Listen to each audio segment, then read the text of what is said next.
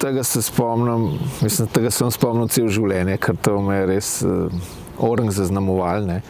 To je bilo, letos bo glih 20 let, konec maja, eno nedeljsko popoldne sem šel v gost. Ponoči sem se nekaj praskal, me nekaj grizel, tako bom rekel tle na vrh stegna.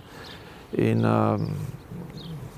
pol drug dan sem šel pogledat, kaj je, in sem tako videl, da sem si popraskal enega klopa. Ampak pol, hmal po dveh dnevih sem pa začutil otekanje bezgavkov.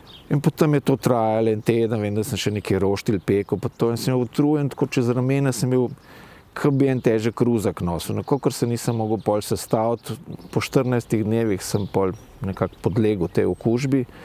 In vem, da je pol, mislim, da je bilo glih nedeljo, nisem mogel niti več stati, sem se ulegel, da sem malo spočil.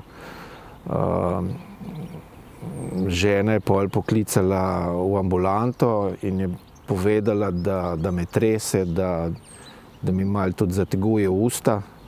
In so takoj poslali rešilca in so me odpeljali na infekcijo v Ljubljano. In so pogruntali, da imam, bom rekel, da sem okužen z meningocefalitisom in ne samo, bom rekel, zunanje končine, da jih nisem mogel več premikati, tudi notranji, bom rekel, srce, pljuča, pa to je začelo vse slabeti. V bistvu sem bil čisto nepokreten.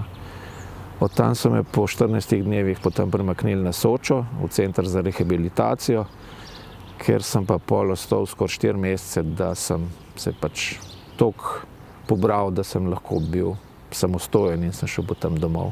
Ja, vsem prebivalcem, ki se več v naravi, priporočam, da se cepijo, ker da se jim ne bo zgodilo kaj podobnega kot meni.